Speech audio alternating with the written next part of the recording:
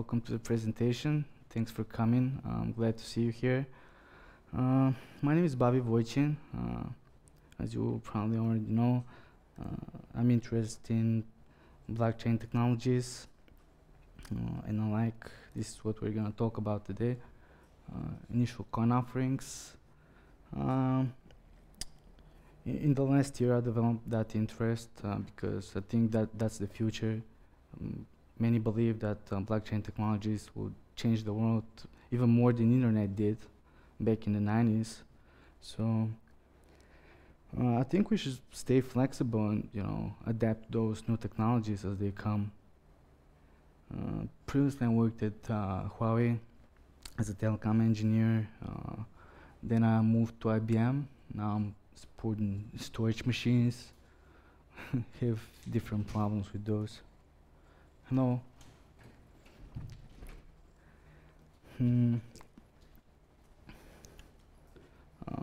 Before we dig in, I'm curious about you guys. How many of you are non-technical people here? Good. You guys interested in cryptos? Do you own some? Do you trade? I do. You do? Great. Nice. Okay. Okay.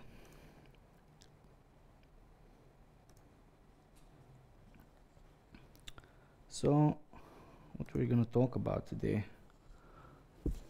Oh, hang on, I think this is not recording.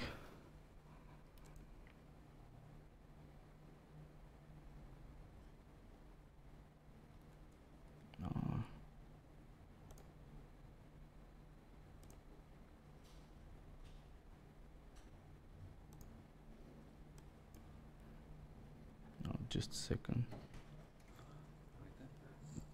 Здрасте, come in.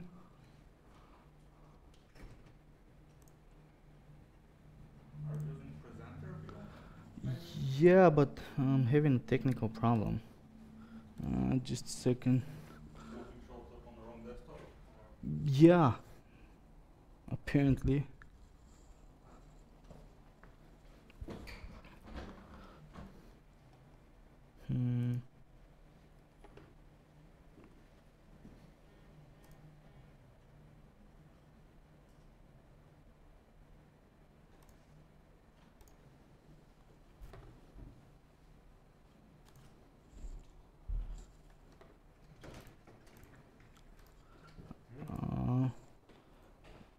Oh, I think it's recording now. I'm sorry. Yeah, there was some technical problem. That's okay. All right.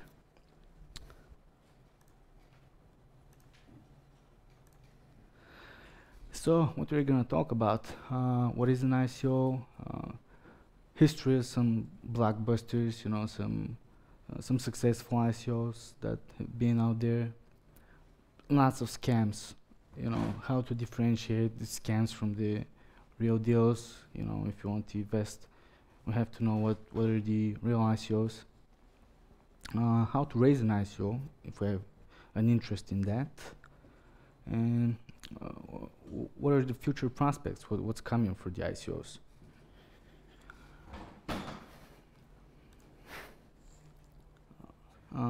Okay, guys, let's continue. For those of you who got late, you haven't missed anything. We're just getting started. Okay. So, what is an ICO basically? I'd like to start with a very, very simple example. Let's suppose that a girl by the name of Mary is in, let's say, 12th grade, and she's planning to start a business. She has an idea to launch an online store for apparel, and she needs money, of course, but she can't find any. Her friends are supporting her only mentally. They believe in her idea, and now she figures if she can convince them that her idea is gonna work out, they can lend her some money, but she can promise them something in return after that. like huge discounts on the store. So what basically Mary does, she offers them that and they accept. And in computer terms, this is called a smart contract. Like they're giving Mary some money to launch the business, and she's giving them her some tokens. Those tokens later they're gonna use for purchasing from the online store. So that's what ICO basically is. It's a program for trust. Yeah, sure. What's the difference between, if any at all, between ICO and just normal entrepreneur who is raising investment from? Yeah, you mean just a normal venture capital fundraising? IPO, Yeah, an IPO. what's the difference between? Oh, the biggest difference is that ICO projects are based on blockchain technologies. You know, if the problem that you're trying to resolve is doesn't need a blockchain, well, probably it's a better way to go with the IPO route. Come in. Yeah, many other differences, but we're gonna dig in that more later.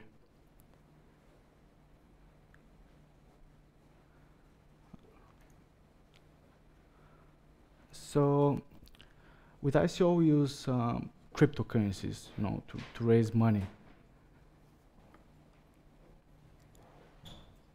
This is giving us advantages because with ICOs we don't give away ownership of the company, of the future company. We just give out tokens that later on they're gonna use for purchasing products.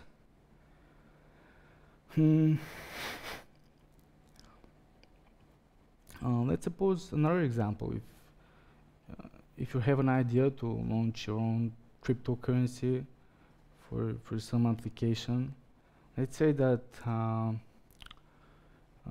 you're trying to establish the parent babysitter payment system, and we're gonna come up with some coin called baby coin. And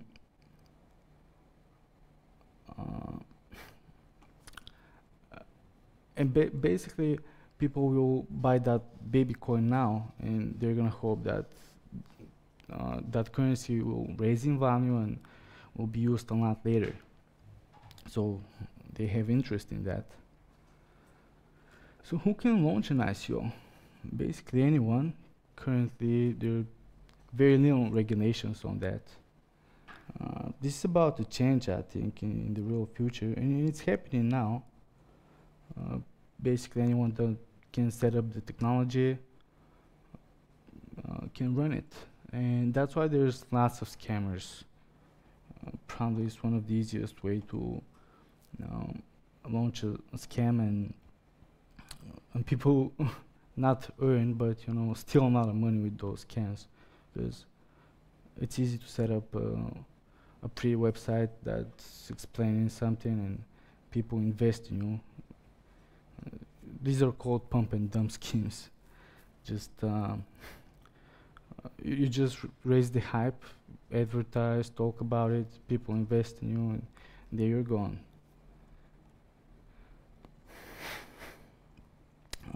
When thinking about launching your own ICO, you should think about many things. Like the most important is it should be based on blockchain. Otherwise, doesn't make much sense to be an ICO. And to run that project, you're gonna build a great community that they're gonna have lots of questions. You're gonna have to answer questions on the spot. So before that, we might think to go the IPO route because it's safer. When raising the ICO, it's very important to hook them up in the beginning. Like how it works, basically You put up a white paper that you describe the whole idea there, the whole business, how it's gonna work. And if you can really convince people that your idea is gonna work, that it's truly innovative, well, they're gonna invest because the payoffs are huge. Yeah. How you make this white paper? How you make Once you have the idea,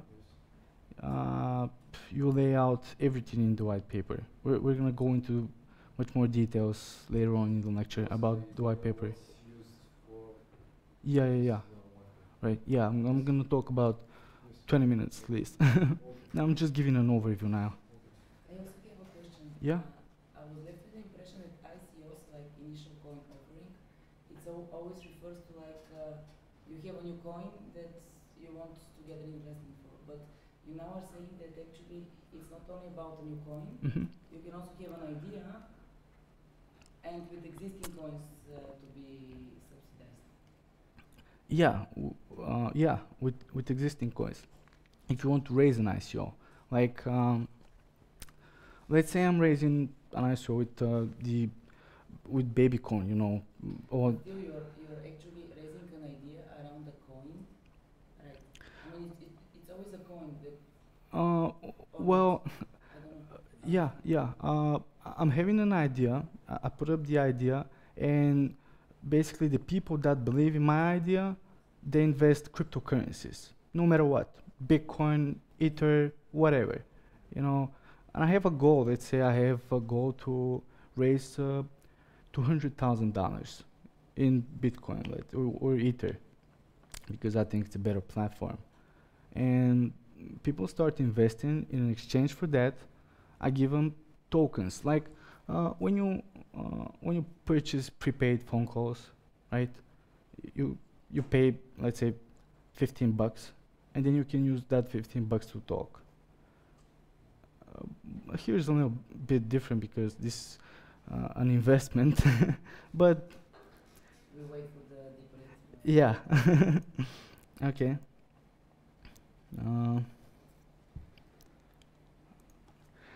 Raising it, we're gonna have to think about advertisement, of course.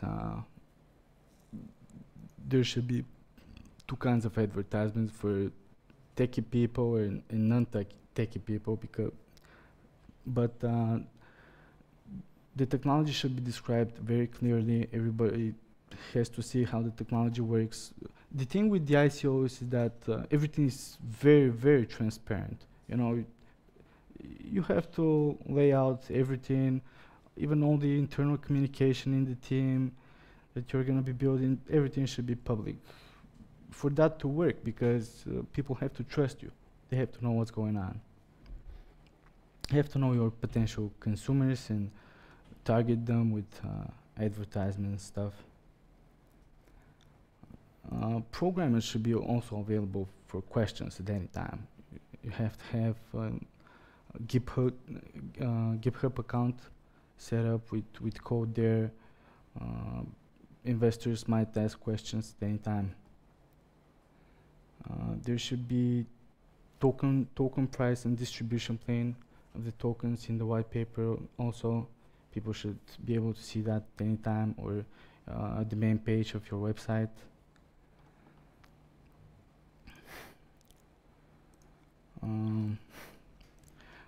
There was an interesting case recently about Floyd Mayweather and DJ Khaled.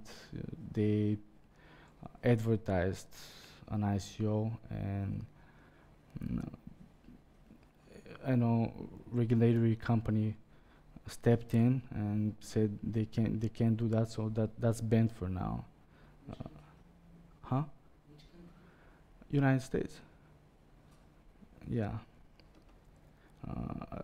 It was Centra's ICO. There's a lawsuit now. Basically, they have to disclose what they're paid for that advertisement. This SEC said that. SEC is Securities and Exchange Commission. This is the regulatory company that's dealing with those things in the United States.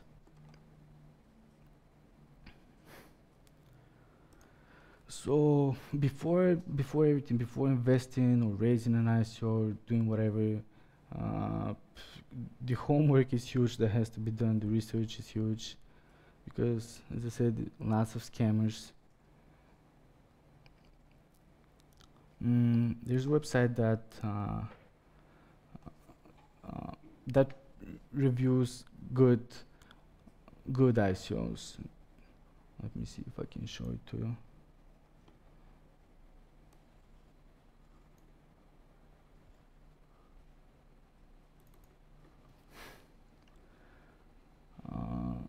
So basically here you can dig in, and those are very trusted reviews. You know, if you don't know where to start from, this I think is a good place. Crypto tokens resale. Yeah, those are currently running ICOs. Are there here older coins or? This is I think they're older current ICOs that are pre-launch now. ICO. Huh? I'm asking if like it's something like an aggregator of all the upcoming ICOs or it's just selected. Oh, selected. They're So selected. it's not all. No, not always, but they're usually trusted and good ones. Okay, whenever you have time, you can check out the site. What And happens when the percentage there reaches 100%? when what reaches some When the ICO reaches 100%, what happens then? here in the website. Yeah. I think that is. I think this is the goal for raising the money. Like every ICO has a goal. Target, Yeah, target. In order to be successful, let's say I've pre-calculated that I need $500 million from a business, and if I don't raise that money in cryptocurrencies, I'm not launching the business. Yeah, so everything is planned, and until I receive the money, the ICO can go basically. People will invest. So what are the percentages based on that? This percentage, what does it mean? Probably how much money has been invested. Yeah, currently, yeah. And how well they're. Because everything, Okay, what are the- yeah, everything has to be transparent. You know, all the money that have been invested so far, basically everything. Nothing is hidden. If something broke up again. It's on the blockchain, so actually it cannot be hidden. It is simply not possible to hide. Mm-hmm. That's right. Yeah, but because it's not regulated, I guess that if they don't reach 100% and they don't start a business, your money is on your. Oh well, the ICO is ongoing, so they're gonna reach the goal. But isn't it on the blockchain once it reaches 100%? Yeah, it is on the blockchain. Once it reaches 100%, but you then. No, the entire thing is on the blockchain, even the raising of the money itself. Yeah. And the Yeah. refund is probably also guaranteed if this is in the code. So if the code says that there is a method that refunds the money if the target is not reached, then nobody can stop it from actually doing the refund. Yeah, usually, but oftentimes, if the ICO fails, oftentimes investors just lose their money. But yeah, but now now organizations say that you can sue those guys. Like it happens now. Many scammers, they got caught and they sue them now. We're gonna see what's gonna happen with the lawsuits. Wouldn't it be better to just make sure that the code stores the refund and just skip the whole legal nonsense? Because if the code can guarantee that everything goes as it should, then you don't need to sue them, you just get it. Well, there might not be code for a refund or something like that. Yeah, but if there is, yeah, that's gonna ensure that you're okay. No, it's not so simple. Not that hacks don't happen. So basically, if you can make a killing on the white paper, the ICO is going to be successful. People will believe in the business. If it really works on paper, probably it's going to work in the real world. But the main idea for ICO is to be listed on the exchanges, yeah, right? Uh-huh. You can trade with these tokens or coins. This is a reason to trade. A reason to raise it? Yes, after reach Ciao. 100%, this ICO or token is listed on exchange because someone want to have interest to buy more tokens. Yeah. Usually after some investment, those ICOs launch live, and after that they're starting to trade tokens, and that raises the value of the tokens. Once they start to trade with tokens and people start to use them to purchase, to purchase stuff on the platform.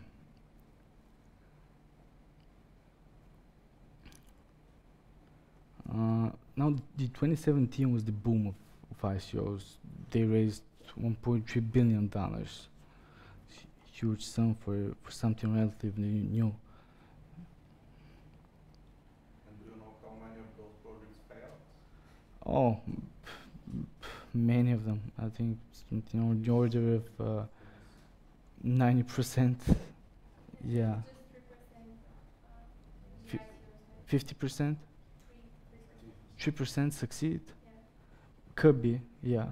It's possible. Many fail. Why they fail?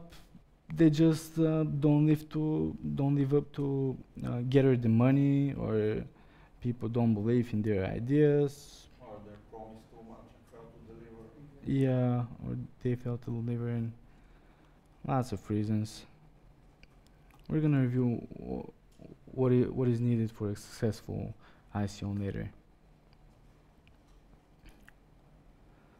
Still, some investors fear about security, legal obligations, fraud issues, and this is understandable because the market is not regulated nowadays, and you can just lose your money. Basically, the advice is if you want to invest something in an ICO, just invest what you can afford to lose, because not yeah, nothing is guaranteed.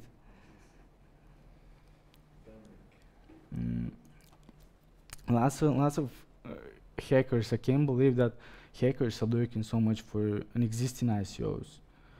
I've heard about the ICO DAO, decentralized autonomous organization.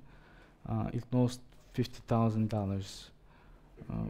50 million, yeah. 50 million from hackers.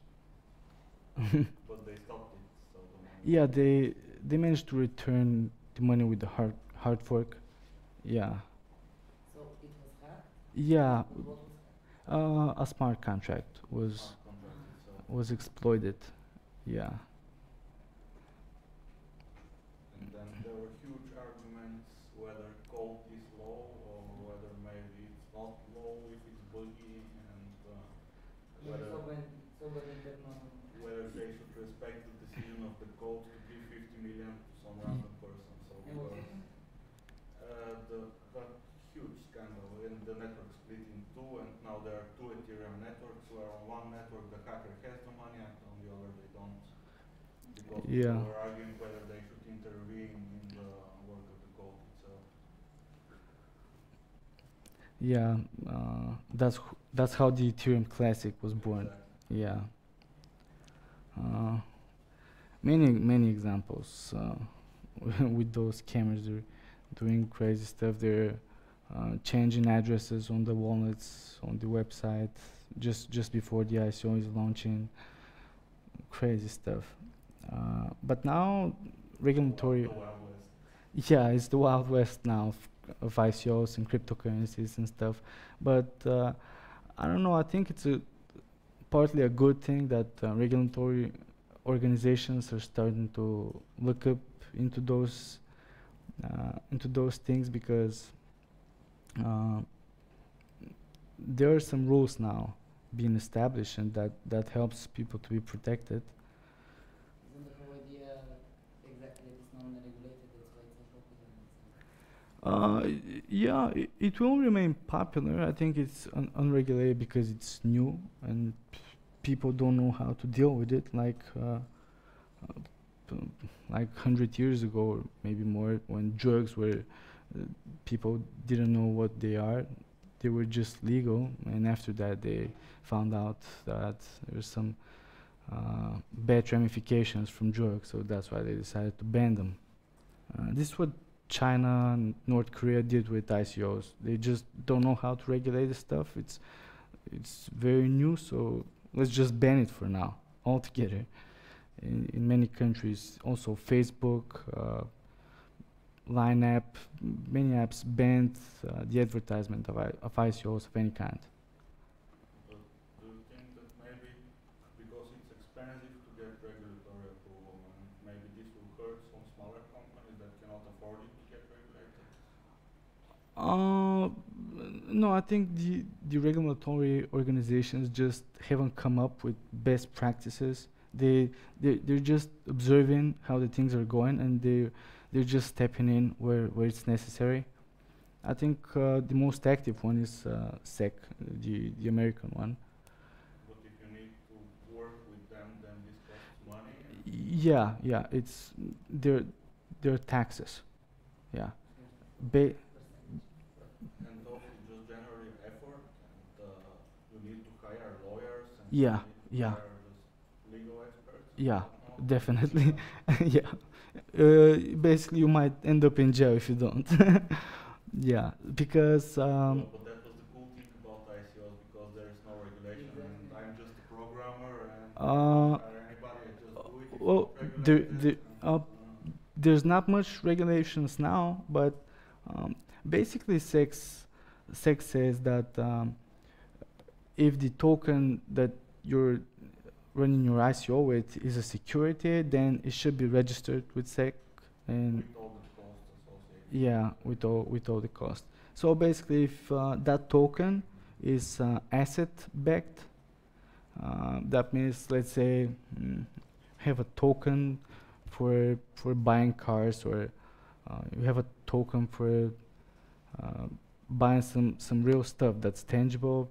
It's Then basically it's not then it is a security. security. Then it is a security. Yeah, it is. Isn't If the it's whole idea that this is a basically- utility token? Pardon? Isn't the whole idea that this is actually a utility token if it's used for buying some real? If it's utility, then it's not a security. Exactly. Yeah, but if that token is asset backed, if there is some asset behind the token that is tangible, then it is a security.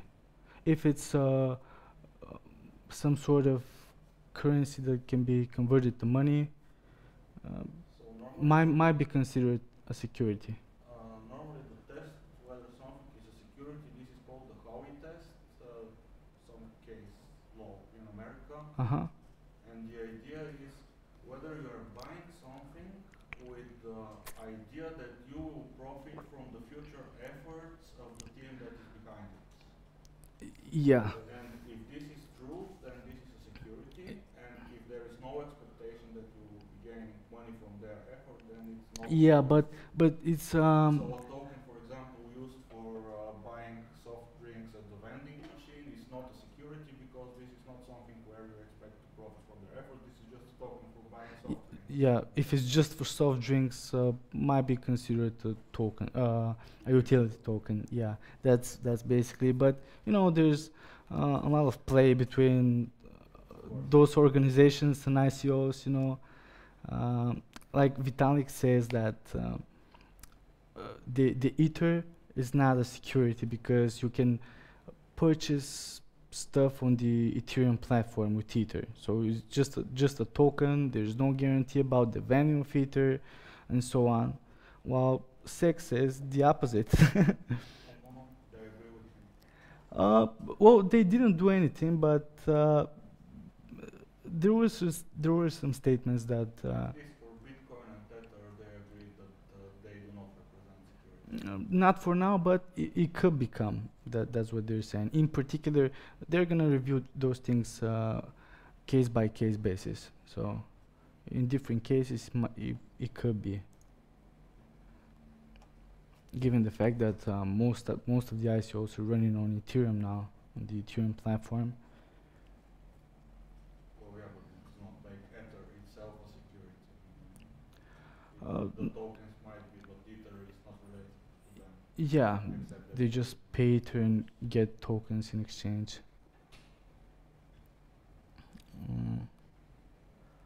Like a prominent ICO is that OneCoin. I heard that's one of the biggest scams. I'm not quite sure in Yeah, what country. Yeah, I'm not quite sure in what country it originates, but it had big promises that it has worked out many flaws in Bitcoin and stuff, but none of that was true. There's a ongoing lawsuit now.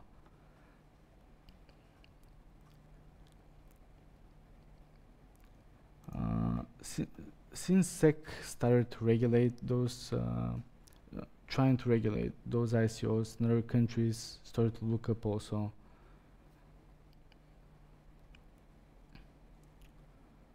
Okay, let's talk about a little bit about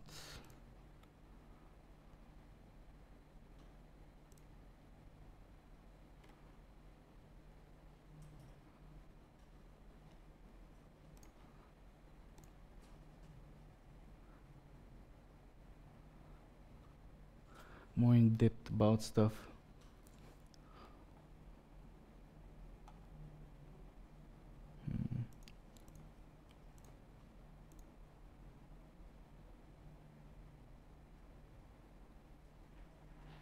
Just a second.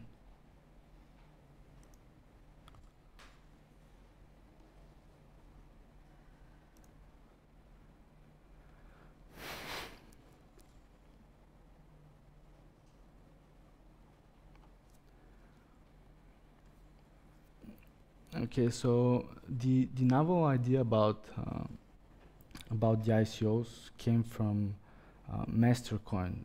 They were the first, and they promised that they're gonna work on, they're gonna build on top of Bitcoin, and they're gonna build smart contracts. I'm not quite sure what happened with Mastercoin, but didn't succeed much. And hi.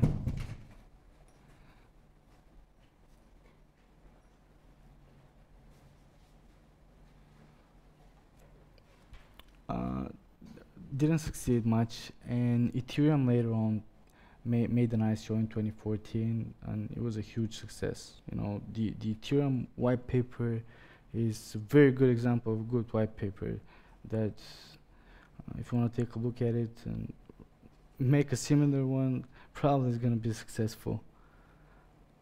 It's available on Google. Huh? Yeah, it's cool. It's what? Is it available on Google? Yeah. Everything's transparent with those ICO. You can check out everything.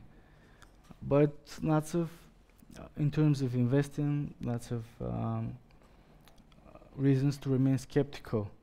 You know, there was an ICO called Dogecoin. It was basically the name comes from some internet meme about some dog, and it was just a joke. It was meant as a joke, but now it has a market cap of $500 million. I don't know how people. Yeah. Yeah, apparently somebody made a joke and then everybody else thought that it's funny too, and nobody decided to stop this guy Yeah. because somebody else sees it and they think it's funny too, and the exchanges thought it's funny too, and they well, it's just a joke. And Yeah, and the price went up. and now Doge is actually a pretty good coin to use. The fees are low, the blocks are fast. Yeah, but he kept working on the project. It might have been a joke, but it was a good one. Yeah. There were absurd name of ICOs. Like there was an ICO that gave out tokens for atonement for sins. You basically, What? yeah, you basically pay cryptos to receive a redemption for your sins.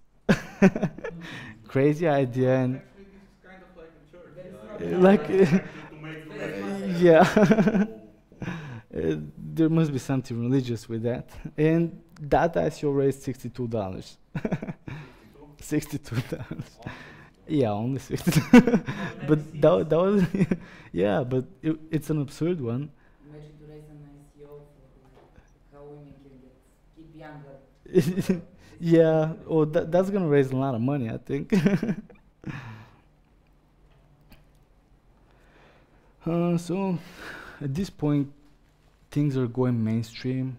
In 2017, everybody's heard about an ICO, and there was a few big ones.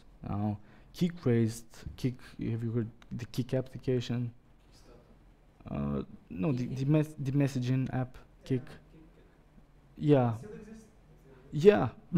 I just downloaded it about the hype. It's not that I used it. Telegram also. Yeah, yeah. Also, they're 50 million was the low, so you couldn't, the minimum that you could invest was $50 million. They didn't want to give a share to private equity, and all the venture capitals bought the ICOs. yeah. They have similar ideas. Yeah. Also, Kodak, the photo company. Yeah, they raised an ICO that actually they announced their own cryptocurrency that's gonna compensate photographers for unlicensed use of photos. So even though companies stepping into the game.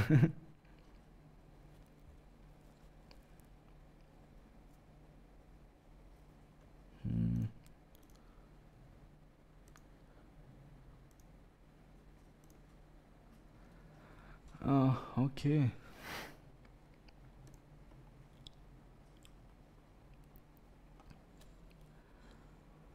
So as we said, China and South Korea say it's illegal.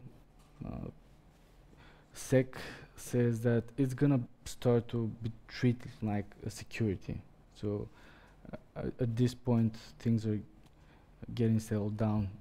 We expect in the future to be more and more regulated. What Huh? about Japan? What about Japan? Japan, I'm not sure about it, but I'm not sure whether you can raise an ICO there now. I know Switzerland is a good country to raise. They're looking into it as a business opportunity, but they're trying to weed out scammers. So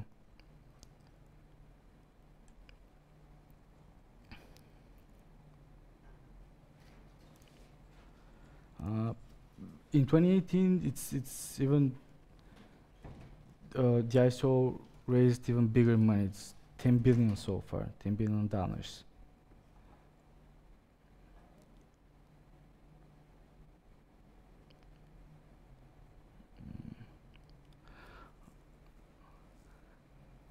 Have you heard about the MindGeek company?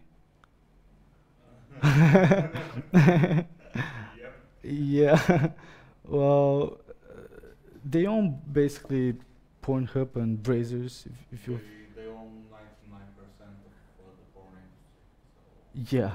pretty much everything these days. Yeah. No. Well, the funny thing is that now they're accepting payments with cryptocurrencies. And that was a huge market, and they used the cryptocurrency Verge on their platform. Immediately, the price of the cryptocurrency went up because it's a huge market. And then Verge got attacked and it immediately went back down. It was, Oh yeah, yeah. it went down more than it went up, so yeah. Yeah. I lost on that one. Yeah, I wasn't counted on the hack, so I was counted on the good partnership, and the hack was a bit Yeah, the vice president says that he's going to incorporate new technologies with his website.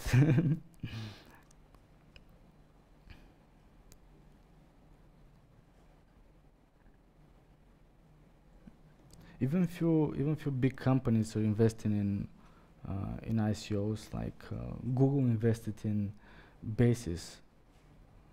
There was crypto Basis ICO. Basis basically was designed that if the price of the currency goes up,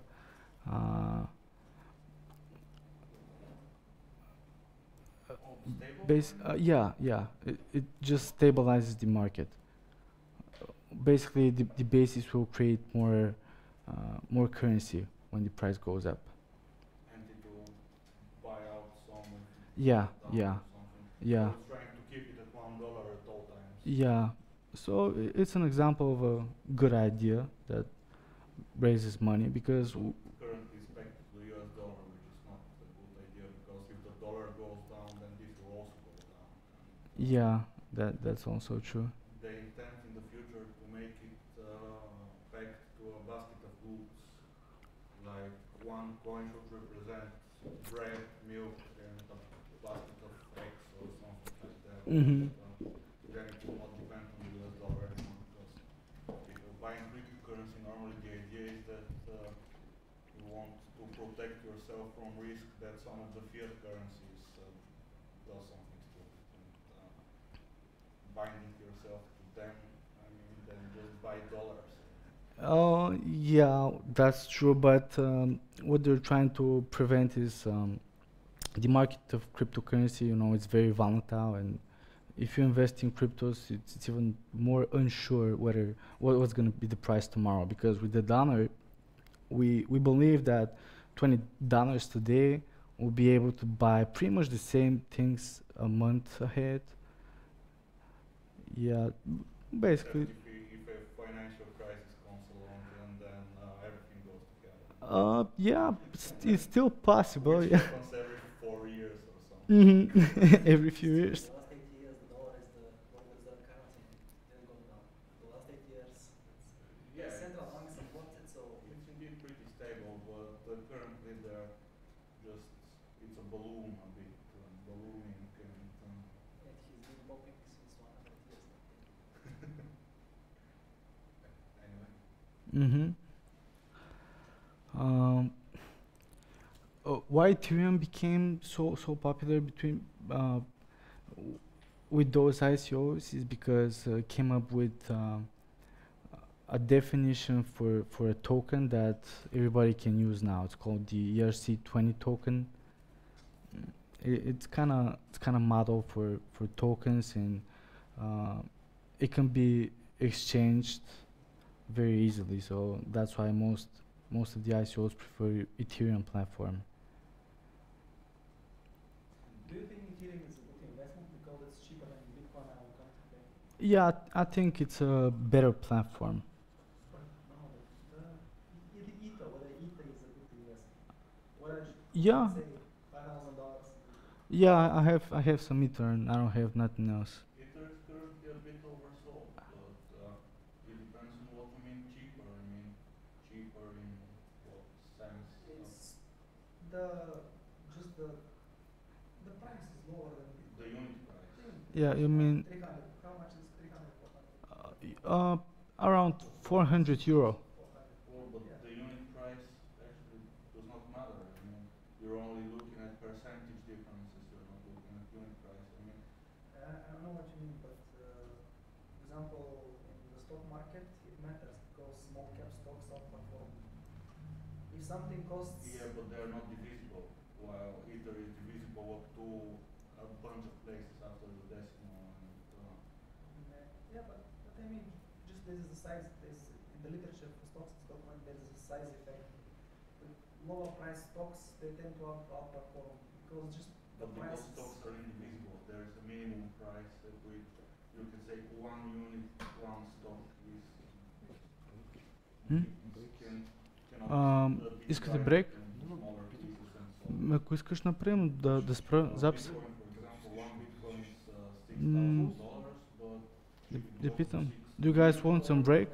again, it won't matter because we will just use Добре. 0.00001 Bitcoin price. Yeah, you buy in cents, yes, cents, but still the psychology is, example, Amazon is I got what you mean now. Amazon is now $1 trillion company, and how much can it grow? We'll go to 2 trillion, but maybe not to 10 trillion.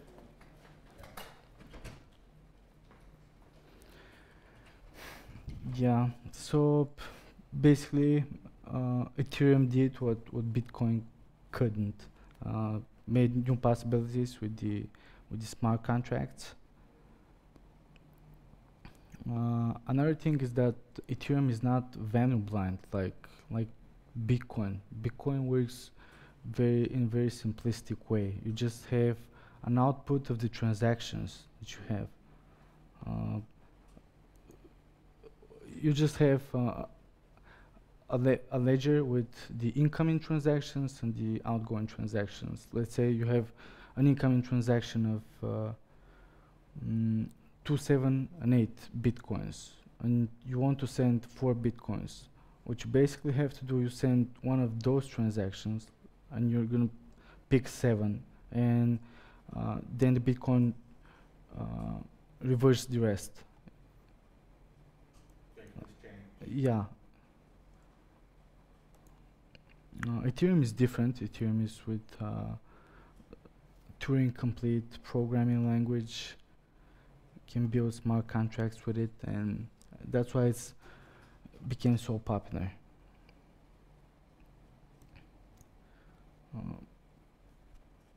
On the Ethereum, distributed applications started to be built, and they basically served as an API to our website, if I should compare them like that. Another thing that's popular nowadays, people are trying to build DAOs. Those are distributed autonomous organizations. Basically, the idea is that we have an organization, we have set rules in that organizations. We also have members, but the laws in the organization is set, so that will alleviate much of the disagreements between the owners of the company or the organization.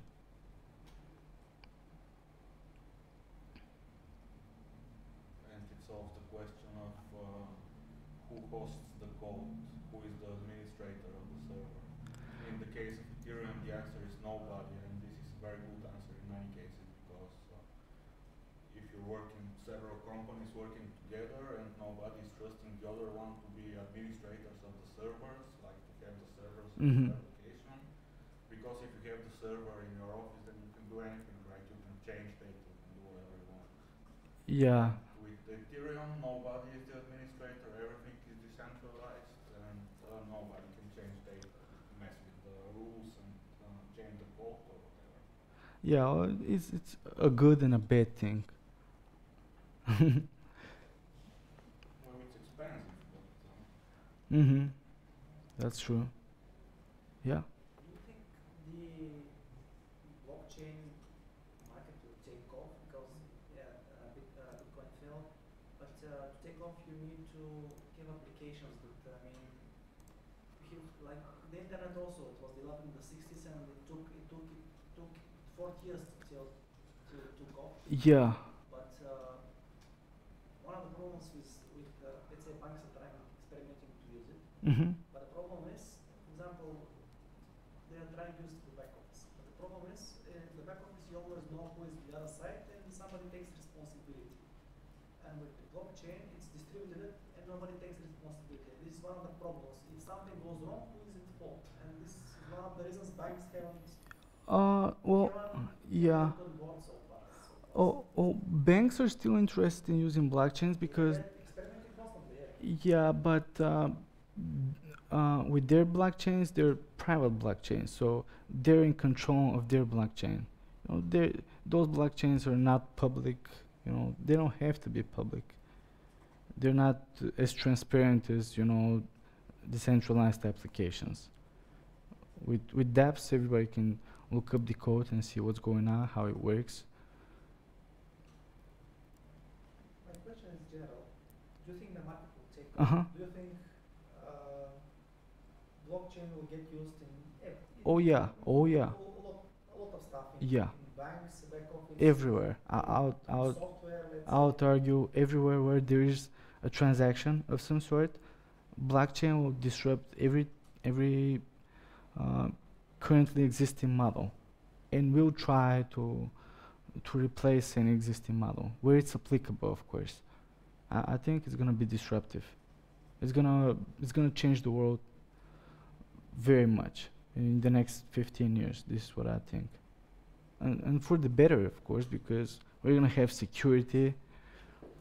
We're gonna know what's going on.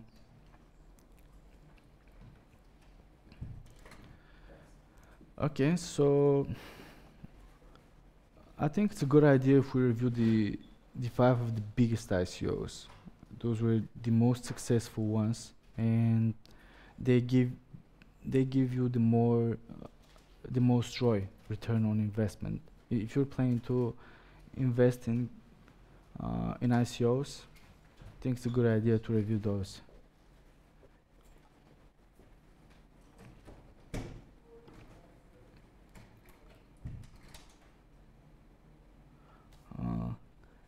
The most successful one is Next. It launched in 2013, still by an anonymous developer, like Bitcoin did. It promised to use the proof of stake consensus algorithm, which is different from Bitcoin, proof of work. Promised to have its own exchange, its own messaging app, and its own marketplace, which are cool features. We see with those cryptocurrencies, we have much more opportunities with fiat cash. With fiat cash, we just have papers, not more. With digital money, this is what it gives us, many more opportunities. There's also another major difference, actually.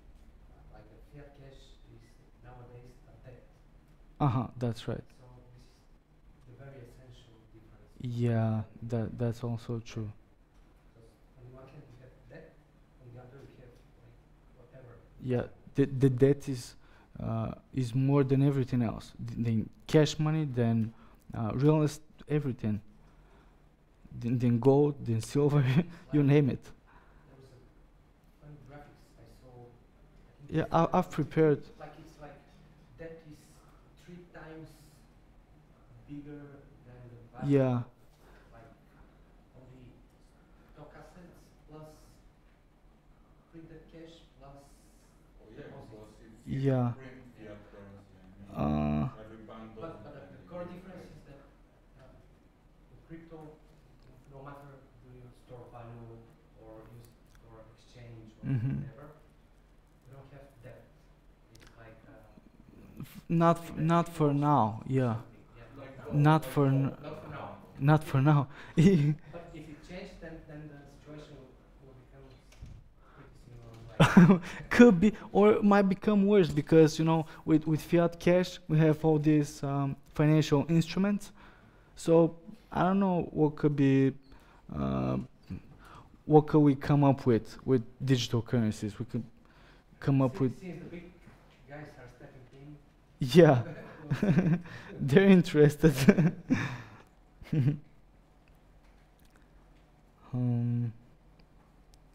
Yeah, about Next, yeah, their token was pretty low when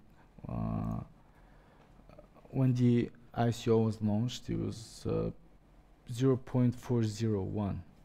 It's pretty low. The return on investment was 697,000%. It's a huge number about those who invested. Did they actually launch a product? I mean, Uh, how come I've never heard of it?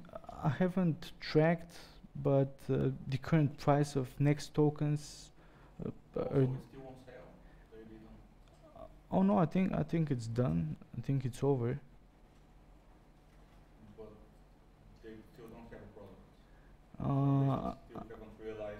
I'm not sure at what point they're on the roadmap, because they're having a roadmap. I'm not sure at what point they're next. Yeah. Oh, this is from last year, I think. Oh, okay. Yeah. IOTA is the next one. IOTA promised to build to converge the principles from Internet of Things, microservices and such with smart contracts. It also uses its own. It's also the only ICO that doesn't use a full blockchain, so it uses some private protocol,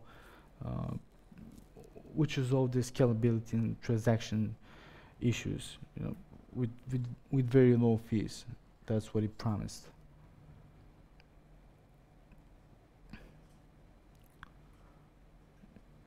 Ethereum is on third place with all the hype around it.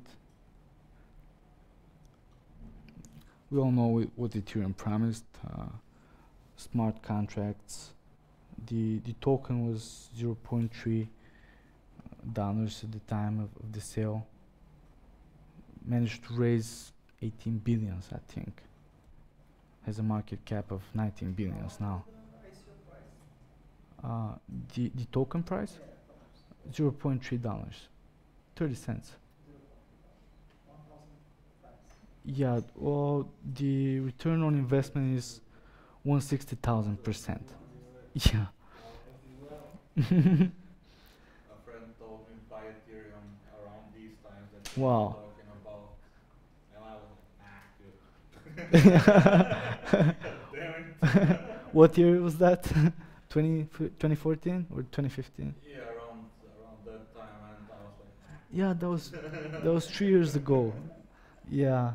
I sorry didn't buy any too. yeah, but hindsight is 20. So that's why it's good to review those now and look for Seminer, because they're gonna be a lot more. Yeah, very Chinese. Yeah, but this give you, Gas. gas, you give you every year per of your investment every year. The Ethereum. The neo. No. Oh yeah, it gives you what? Gas? Neo gas. Yeah. New is like the share in the company, in the network, and gas is like dividends, essentially. Yeah. This is what they promised It's to. good if you have buying a low price, you can make some money with now. Yeah. Well, I haven't bought at the time. At the time, Neo was $0.03. On the stock the prices every day. Every day. Yeah. But I don't have money to invest. Yeah. I heard about Neo back in the time, but didn't pay much attention. Not at all. It's a very Chinese project in the sense that they're using delegated proof of stake. So every person that holds New gets to vote for validator nodes, like which computer will validate transactions and stuff. Yeah. But all of the nodes are controlled by the same company. Yeah. It's so you can vote. a private but all of the blockchain. votes are, like we have democratic elections, but there's only one party that you can choose from. Yeah, Like that. it's different architecture. Yeah. It's Chinese.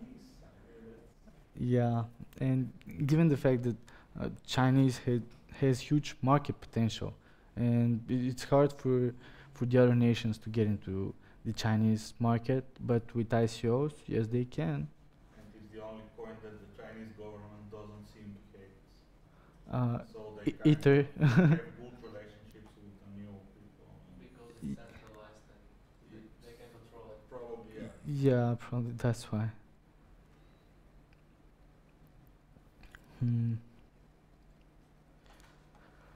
Another one is Stratis, the last one on our list. Stratis was, I think, one of the first ICOs, there was a blockchain as a service, kind of cloud ICO, and Microsoft added Stratus to their Azure products. That raised the price. Yeah. Cool.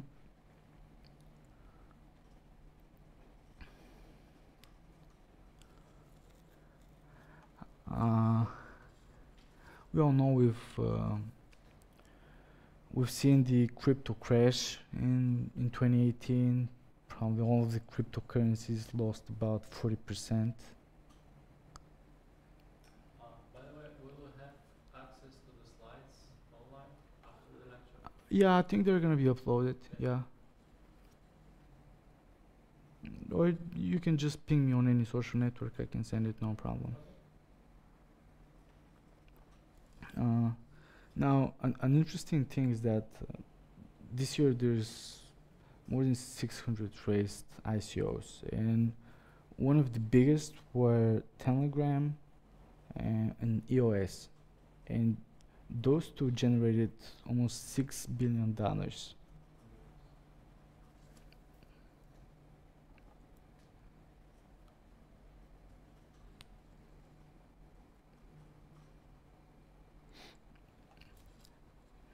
Now, those two generated $6 billion. The rest of the 598 ICOs raised the same amount. Yeah, that's staggering.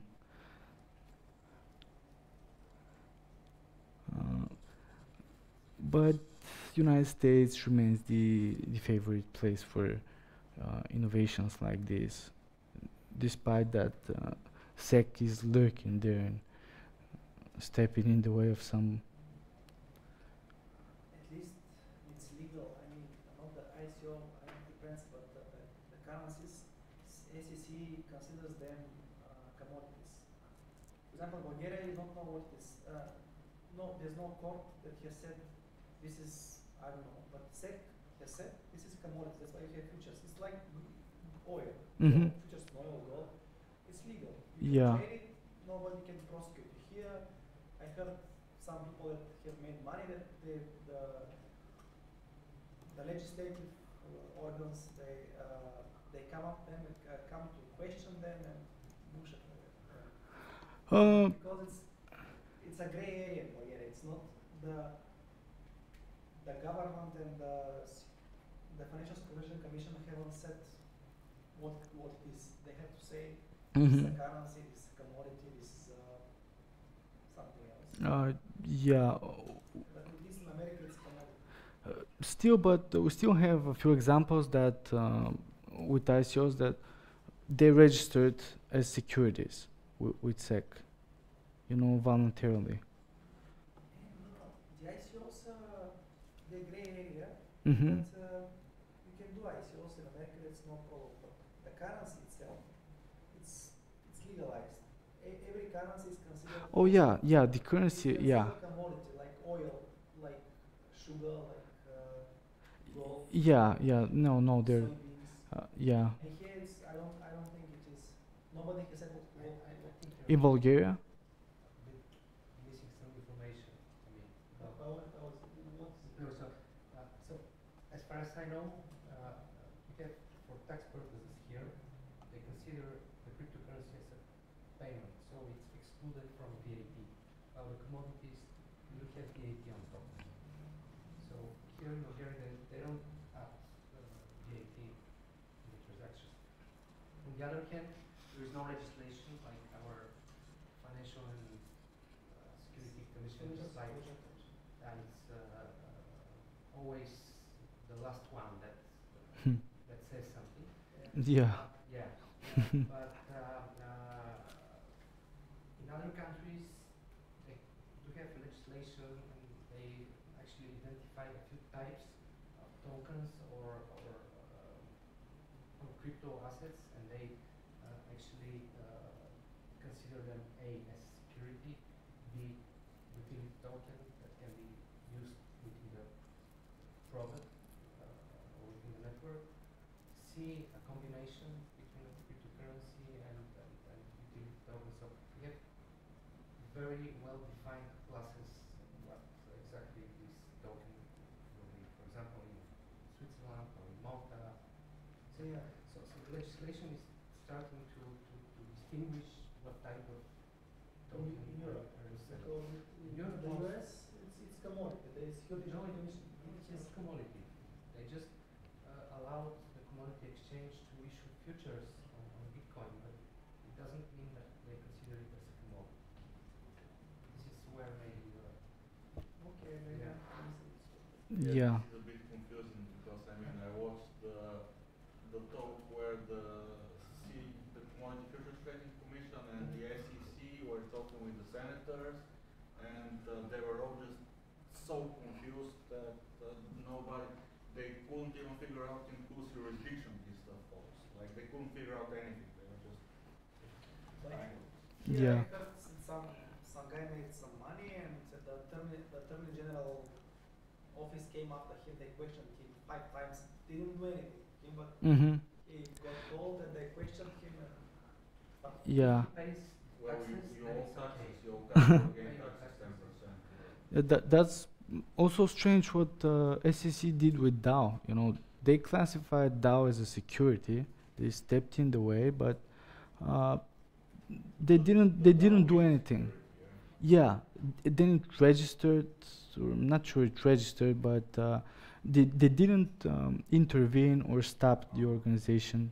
Oh, it was still the early days, I guess. Yeah. Although 50 million, 40 million, this is still kind of a lot of money, so they probably should have done something. Mm-hmm. Not clear what happened.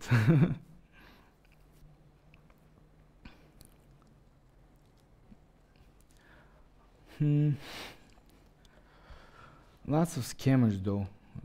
As we said, that's why all the bans from the Chinese platforms, Yandex also, the Russian one, European Securities and Markets Authority also are looking up into those.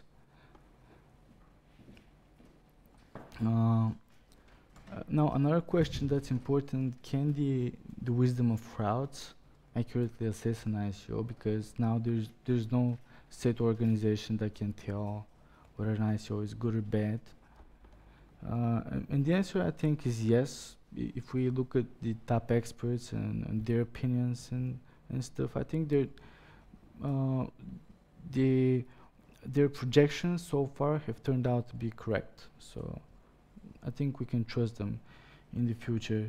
Also, scammers, what do they make a fake profile, Vitalik Buterin. They're advertising an ICO with his picture, and people start to believe that it's a good ICO.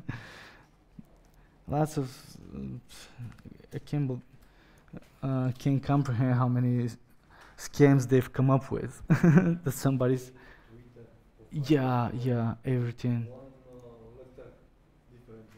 Yeah, that's why it's good when you're raising an ICO to register all the similar nicknames, which is crazy.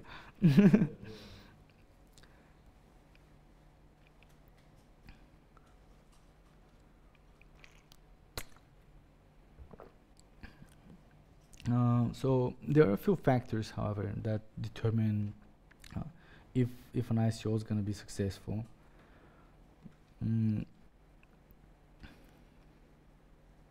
If there's a pre-sale, the chance for a successful ICO is bigger because you attract investors beforehand, and with the pre-sale, the biggest investors come in and they pour out most of the money for the ICO. When other people see that big investors have invested a lot, they're not afraid to invest more. If it supports multiple languages, also a good sign that you have global support. Well, I think that's gonna be English, Chinese, Spanish. That's more than enough. Even though it's very hard to translate an ICO because it's not just the white paper and the web page, but all the following updates. because you have to, during the whole ICO, you have to give updates, at what stage we are, and so on. And there are a few things that are very prominent for fake ICOs, like no team info, like no team information. Yeah, just an ICO, nobody's behind it. Then that's very red flag. There was a funny picture I saw yesterday, like the same guy but with a different hat and with a different clothes. Oh. Yeah, that's funny. Yeah. I think it was a joke. I think it's a joke, but some people will still not pay attention to it. And even if you see a team, I mean, most of these people have probably heard about this thing once. Like, you meet somebody, you meet Nako for somebody, and you say to him, do you want to be my advisor? I will give you 10,000 Yeah. for a successor. Do you want me to list you on the page as an advisor? Yeah, why Like, not? You meet him only once, like this one time. Yeah. Just for the picture, like, Right. to be on the web page. Well, it's interesting. If there is a team, we should check whether that team knows that they're running an ICO, because this is another thing that scammers do. They just list people that those people have no idea that they're involved in this project. If there's no tech details in the white paper, that's a huge sign that this thing might never work. Even though, huh? Tron? The Tron project. Uh, TRX. Just never heard of it. Electronics. So Tronics, yeah, just very some famous, very famous project. Uh-huh.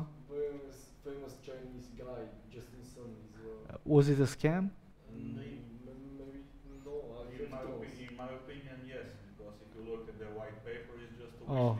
wish list. Yeah, wish No list. technical details Yeah. whatsoever how they're going to accomplish this. Like, we will have a blogging platform, we will Oh, have yeah. video upload, we will have this and But that. this guy is very rich, you know, this is very I know, and, they have, and now he's more rich. and they have good marketing team, but the technical white paper is just a tragedy.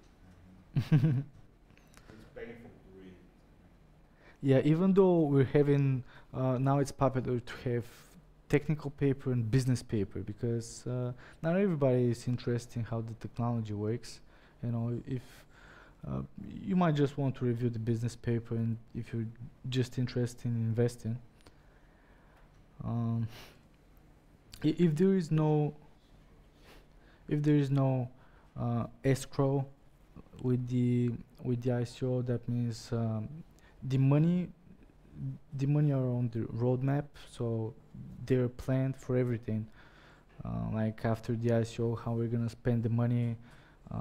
For example, 20% go for marketing, 20% for development, and so on. But they're timely released. They're locked up with contracts usually after a certain milestone is reached. After that, the more money are released from crypto accounts. As you said, unreal goals. Yeah, if the goals are unreal, that's huge red flag. If there are no charts, calculation specifications, if there is no code anywhere, if not all accounts are clean, still doesn't appear legit. And sometimes you will go to their GitHub profile and you go to the commit log and you see like in 2 months there is one commit. Oh yeah, Nobody's yeah, nobody's active, or you see some sloppy code written there. It's a good sign that it doesn't work like that.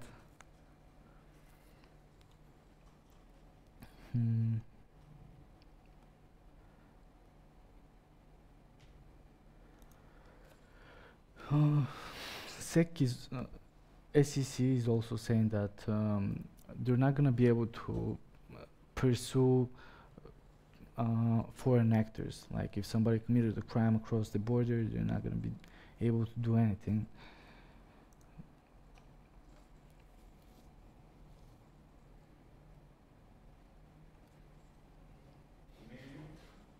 Stick with American projects? Well, I mean, they cannot protect American people. If somebody has been frauded from let's say China, they're not going to be able to sue people in China. So we should be careful with ICOs that are in some weird countries. Yeah, other offshore countries. zone or Yeah. Russians, beware, Russians? Bulgaria. Russia. Bulgaria. Lots of hackers in Russia, Bulgaria too. Like Bobby said, Switzerland is good to invest in Switzerland ICOs Yeah. because they now make regulated exchange now. So if the company is registered in Switzerland, it's No, better. they good to if you want to invest there. Maybe better than other countries. The Shay sales. Don't know.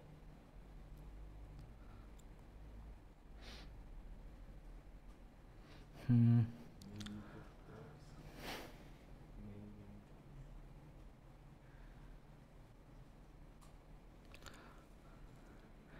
Okay, let's check out. Let's dig a little deeper about how to raise one.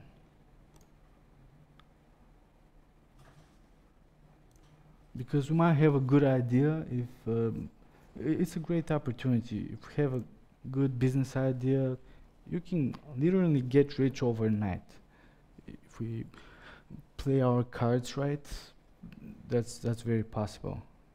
It's a new opportunity that ICOs create. ICOs are now making an existing, a new existing asset class in its own right.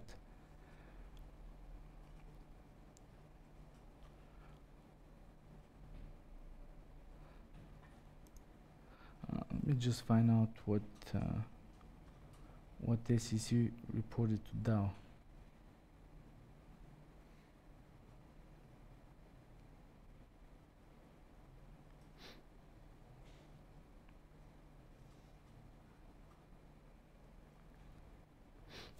So basically, SEC defined the security as a security according to SEC is if it includes an investment contract.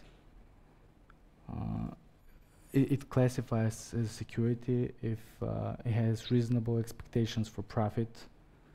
So these are vague terms that they're playing with.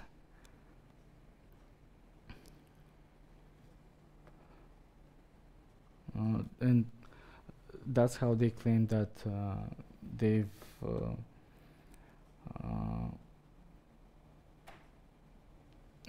broken that act from 1933, the Dow organization.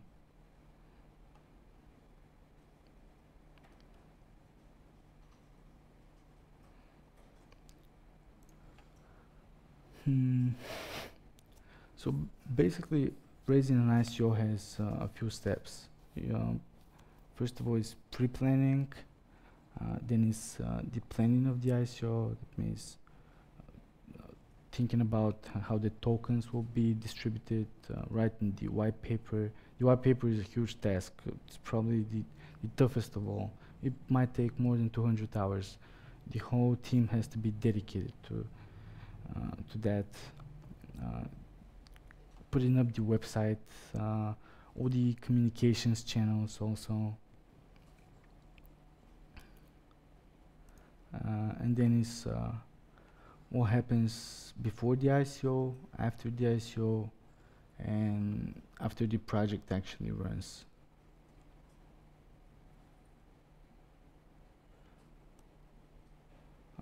First of all, as we mentioned in the beginning, we have to ask ourselves what is the purpose of the token,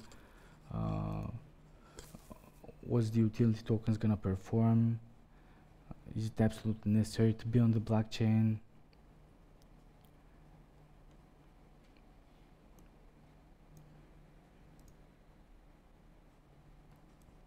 there must be some really good incentive to build the app on the blockchain, because the computational cost is much higher than the current architecture, client server architecture.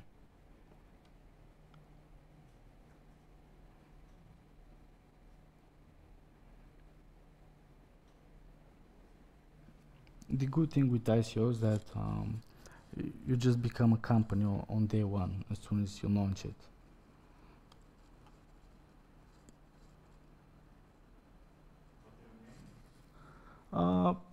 Once you launch an ICO, you're basically a company. The whole team is representing a company.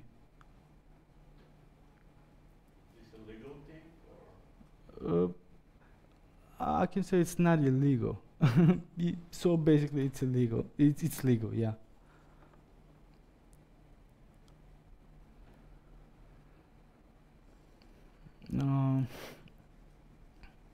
You should decide whether to cap the project or not, like how much money you're gonna raise, or you're gonna try just to build a broad range of supporters. You have to think about how you incentivize development teams. Usually a certain amount of tokens is reserved for them for later use and later exchanges. Recently something interesting happened, like one ICO ran out of tokens. They had reserved 30% or 40% for development, and they just ran out. Oh. And now they're wondering what to do, and I think they're going to be buying back tokens from the community. From investors? Yeah, something Wow. like that. So they just ran out of tokens, and Yeah, well, this is partly because their budget, whether it was not in place or it's not calculated correctly. And yeah, not correctly. it's a big question how to calculate these things. I mean, how do you know how much you're going to need? How do you know how many percent you need to keep? How do you know how Yeah. the value will fluctuate? Because whether the market, whether the price increases or decreases, it's not up to you, and you do not know 30% of 10,000 tokens or something. You do not know what the value of those will be in the future. Yeah. Well, it's hard estimate to be made. Yeah. Things might change in the future. You know, it's hard to predict how all of these things will equal in 5 years ahead. For 5 years, many Or things in change. 1 year. Even 1 year, yeah. Or tomorrow. Or tomorrow. So, this is, I don't know, is there any way to make estimates at least? And how much to keep, or is everybody just? I think they're professionals. They're making those estimates. That's what has to be considered when writing the white paper and putting up the whole business plan. Like the economics of the thing. Yeah. How much this is gonna Like cost? How much? finance. Yeah. You should even consider speaking with banks beforehand, because you're gonna have to exchange. Yeah, well, you're gonna have to find some way to exchange those cryptocurrencies for fiat cash, or Pay the bills and stuff. yeah. You have to decide how many of the cryptos will remain in crypto, because they're still useful. I heard that one cryptocurrency we own a bank. You hear? Oh yeah, I've heard about that too. And do you guys know which banks in Bulgaria are actually crypto friendly? I mean, No, I've never heard of one. I don't think. Which one? There are no. Yeah, there aren't any. not even Desica. Checked out with this. Are we all Bulgarian speaking here? Yes. Yes, but there are people online. Huh? There are people online. There are people Mhm. online. Yeah. I don't know who's there. My English is not very good. It's okay. So there are no Bulgarian crypto friendly banks that will receive tracking and stuff? Well, I had success with Allianz. With Allianz? Yeah. Express Bank accepts money from tracking. But this was relatively soon, right? I mean, I tested it 1-2 months ago. oh, cool. How was it? Express Bank? Styczny Express Bank. I don't know, but the bank is Styczny Express Bank. I haven't tried. Oh, okay. You can withdraw cryptocurrency. Withdraw. And what was the other one? Allianz. Allianz. Since we Dumb have just in case. an example with Kraken, I have I have been withdrawing money from Kraken to Allianz.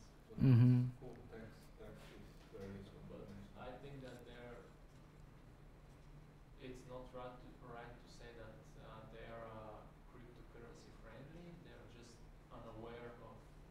This is good enough for me. Yeah. If they're just unaware, I'm fine with that because I'm with Overback and they actually are aware of these things and Mm-hmm. not good. Well, there are other. By the way, I have a question about the case you pointed out that this company had allocated 30% of the tokens for development. and they run out of tokens. They basically. run out of their own tokens. So when you make up your budget, you make your budget not in tokens but in like dollars, and then you put up a certain amount of tokens that will be equal to that. Change dynamically and like if the token Yeah, appreciates, But when change does the amount or when something. does the ICO stop being an ICO? When the budget is met, right? What do you mean? I'm not sure I got that. You try to get some money, like $1 million to do something, and you put up a billion tokens or 100 billion tokens. Yeah. And when it doesn't have to generate 100 million tokens to get $1 million out of it.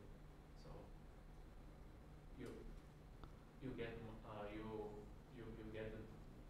what's the accountable part of it is the dollars, not the tokens. Right? You sell tokens for dollars for Bitcoin. Or Mhm. Yeah. something, Yeah. Yeah, well, I'm not sure why they even need their own tokens. I mean, why this was a problem that they run out of their own token because they still have the other. Well, I think they ran out of the money that was allocated for the development project. Like they've allocated other money for marketing purposes, for other stuff, but probably they needed more money for development. It might be the case that Ether had a price crash. Could be, yeah. And usually those allocations cannot be changed. You know, they're locked in a smart contract, like 30% for this, 25% for that, and so on. So once You they, cannot withdraw more Yeah, than yeah. what the contract says. yeah, Oh, this is maybe exactly what has happened. mm-hmm, yeah.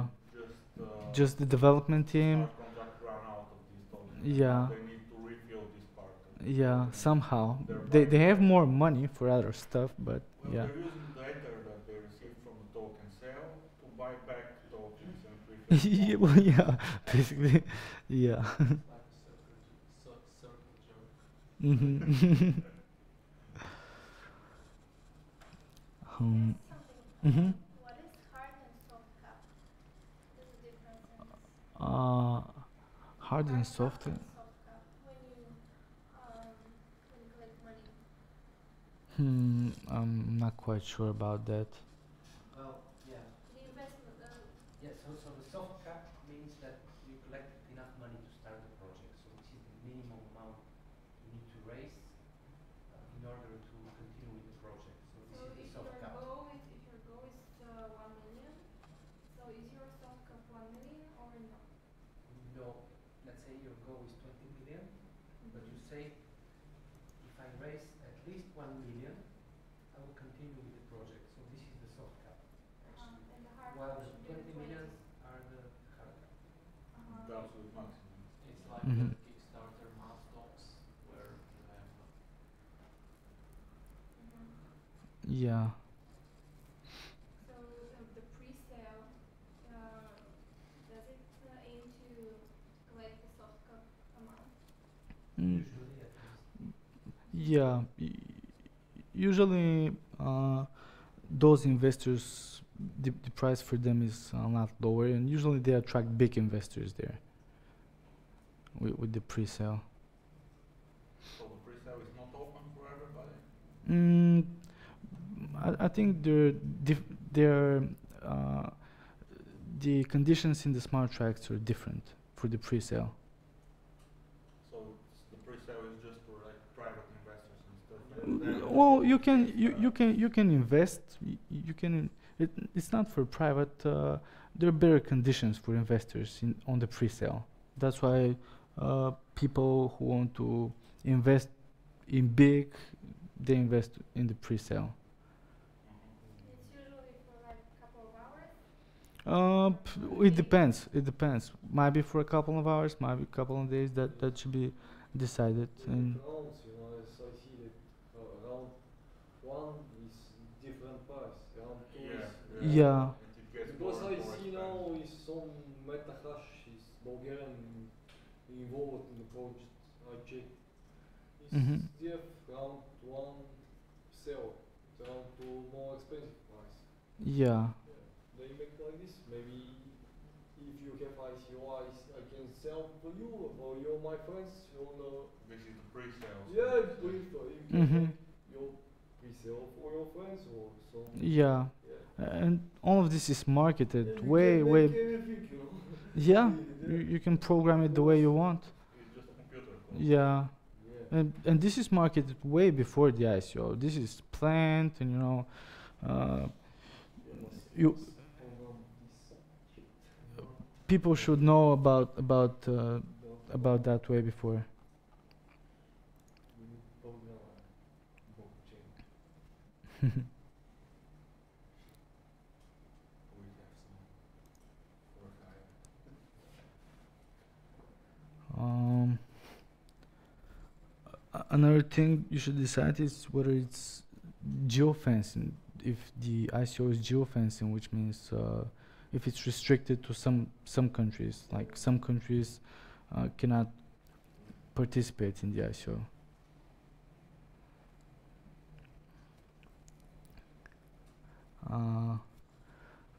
We're coming to the white paper. The white paper is, as we mentioned, the most important document of all. It might be more than 200 pages. Yeah, it could be very big. Depends on the project, basically. Yeah. Is this actually the business plan? Yeah, yeah, Detailed business plan? yeah. Very, very transparent. Everything should be described there. If there is something that's missing, some information that you have questioned, and it's not written there, or nobody from the team cannot answer to that question, that's immediately a red flag that the ICO is fake, and they're trying to obfuscate something.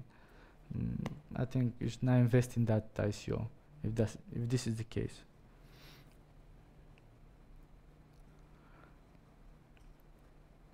And only that document should be enough for you to make a business decision. Can I ask you a stupid question? Mhm. Can I make money if I invest in some ICO for myself or my partners? Mhm.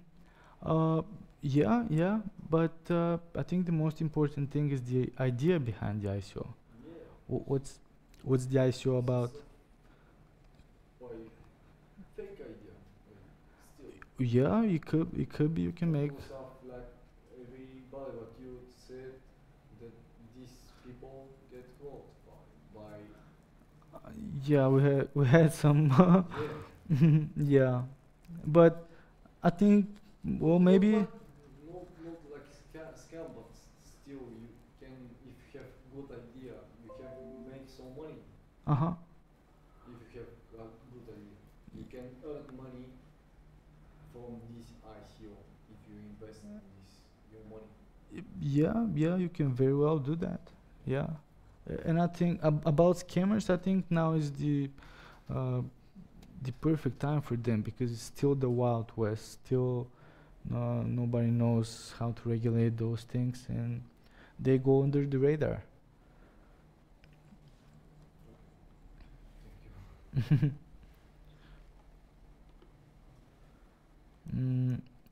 Also, you should think whether if you're sure that your tokens are classified as securities, whether you should register them or not. And it's a good idea to register them if they are, because that might have bad ramifications.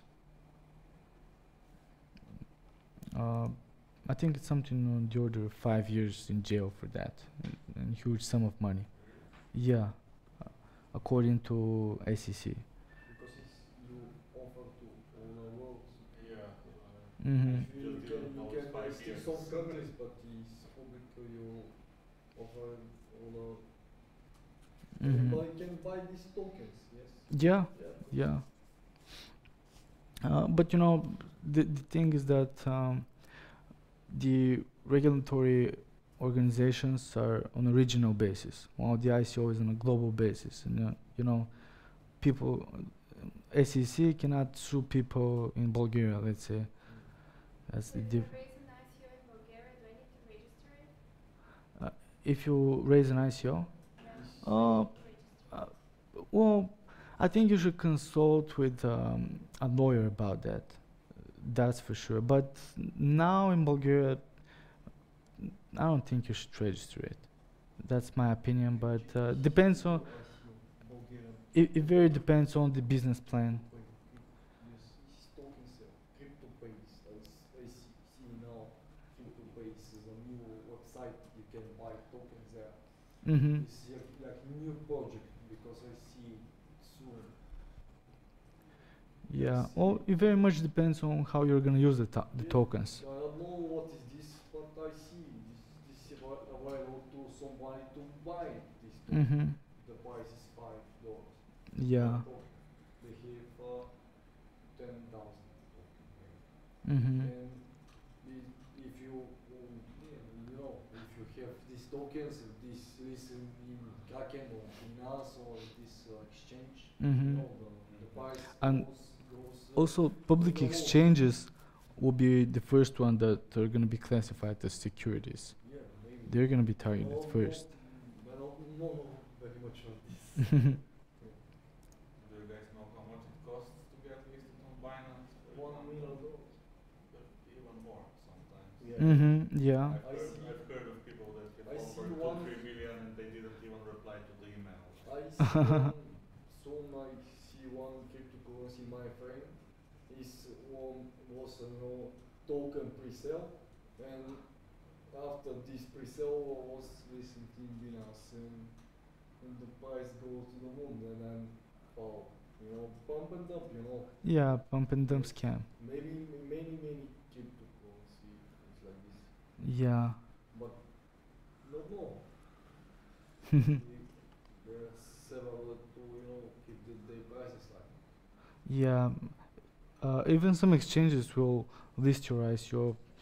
They're not gonna ask you. They're just gonna add it, like stockbrokers are just adding your ads. You cannot control the market, Oh, yeah, it's pretty wild.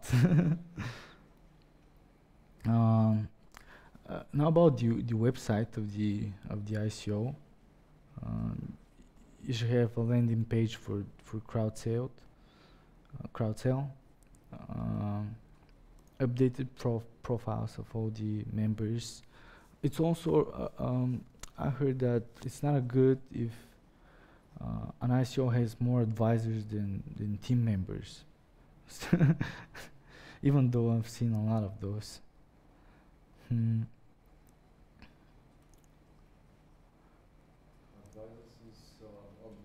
is a project, Yeah, This, just advisors, not people. To find more people to invest in the project. No, there's a team behind the project. Like there's a development team. Like let's say there's few programmers that are building the project.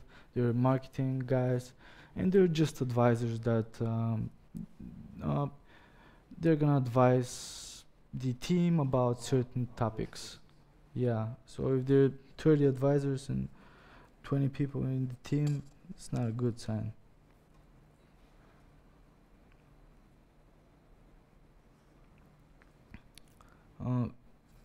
You should be very careful when designing the web page because it's very hackable. You can lose all the money like nothing. Also, the smart contract, if the smart contract, because the ICO is a smart contract, you know, the money are coming in. If there's a flaw in that smart contract, if it's only 99% correct, then you may lose all the money if there's some bug in the smart contract. So that should be made sure it's that proper due diligence has been done. Or just use some of the existing templates. There are libraries of Solidity code that you can take. They have been verified, security audited, and you just take them and use them and do not. Yeah, but you always have to modify something. Yeah, you have to change the values and stuff, but the idea is that using existing code might be better than Yeah, trying it's to write your own. yes, it's Because at least it has been audited and stuff. yeah, and you're gonna see how the code is written. Make sure just not to break it with something stupid. Is there, like test the code is correct?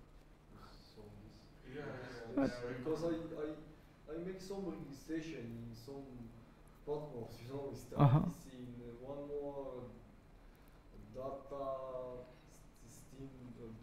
So listen, I see that they have a test to some code to test this code. Yeah, definitely. Unit tests, formal verification, there are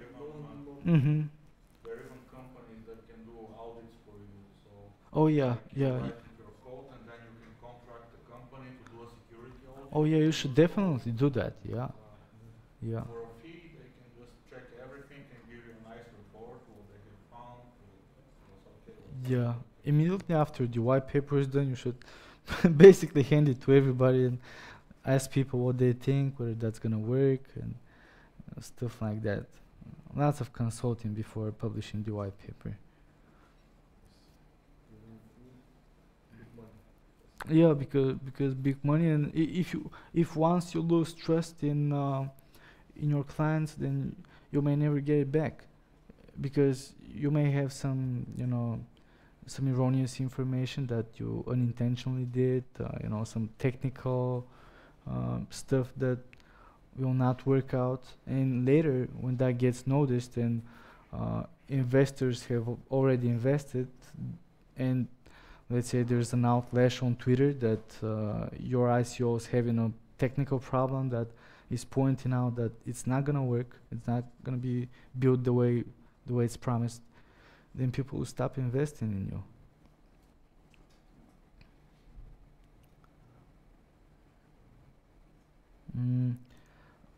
On lots of forums, there's lots of forums that you can talk about the ICO just to get the hype up before the pre-sale, if there's gonna be a pre-sale. Advertising, whether you're gonna do paid advertising. It's clear that it's forbidden for celebrities to advertise ICOs, but yeah, well, they have to. Without disclosing that they're being paid Yeah. this and How much? Yeah.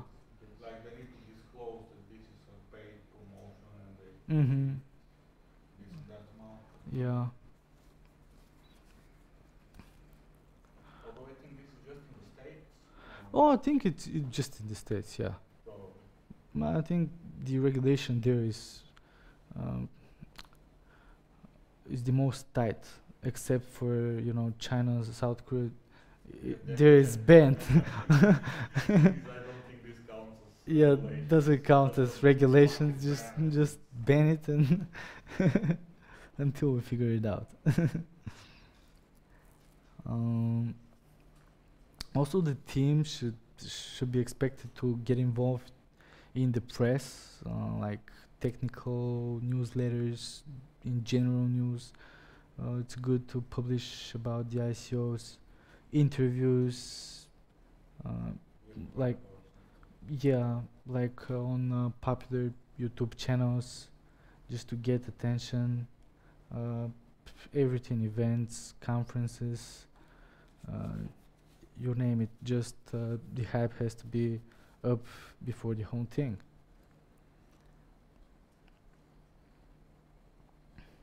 You can even pay people, like promise them good deals. Like this has happened to me a couple of times because I have a famous account on Quora, and I have been offered, for example, by some company to do advertisement for their ICO on Quora, and in return, whatever I invest, they will double it.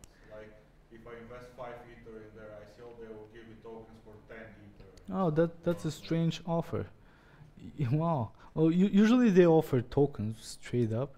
Yeah, but that's also good. Here they offer just to double my investment. But Yeah. the minimum was 5 Ether, I think, and I was like, dude, you realize I'm from Bulgaria, right? I mean, 5 Ether, we have never seen that kind of money here. Well, you shouldn't tell him that usually, but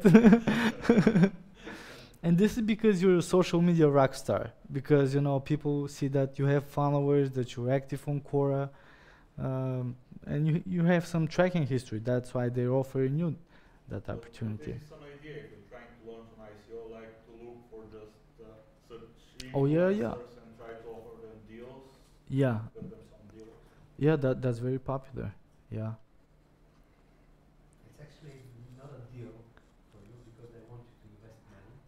Yeah, that deal is a little. 20%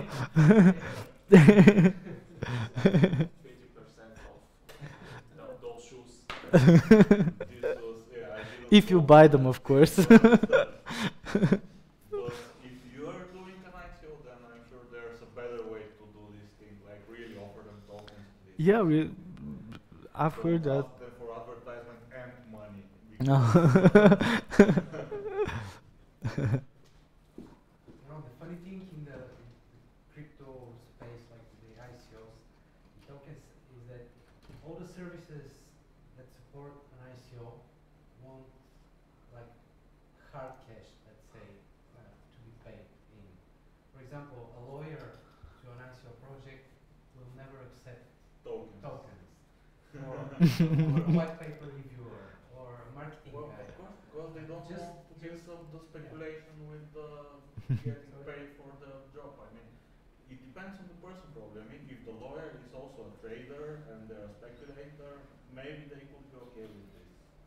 But most of the time, it's just not a good idea to mix up these things. I mean, speculation is one thing, trading is one thing, and just being a lawyer for a project is a different thing. Maybe you don't want to. Always have to deal But with you the cannot be like an advocate of cryptocurrency and don't accept it at all, right? Yeah. Mhm. Yeah. Something I'm facing quite often, and it speaks for itself. Like you promote yourself like a Yeah, crypto lawyer, this is strange. yeah, but don't accept even like half of the payment to be crypto, then just go off, go do something else. Yeah. They need to account on the money that they get, so they need to pay taxes and so on. Everybody pays taxes, no? Yeah, but if they get money in cryptocurrency, how would they account them? In current evaluation or whatever, I mean, it's like everybody else. Can you Accounts. really, how do you pay taxes on that? Like if you the- sell something for 2 Ether, then like you have to convert part of it to Bulgarian level, so you can pay the taxes on that. Probably need Not to so put it in sure the how bank it works, account. yeah. Well, I don't think for small amounts that's gonna have some Yeah, taxes, but yeah, but for big, let's say if you try to convert $1 billion dollars worth of Bitcoin to $1 billion, it's there's gonna be a tax, I But think. I'm a company, How do I pay taxes on that? I don't think that you pay taxes on the Bitcoin, but Mm, when convert it to cash, Only when I cash yeah, out. only when you cash out. Yeah. If you keep the money in cryptocurrencies, Then I does this never mean pay that you taxes. never pay No, taxes? no taxes for now, at least. This is interesting. And Yeah. does this mean that the ICOs don't pay taxes at all? Well, no, if not classified as some sort of security, no, they don't.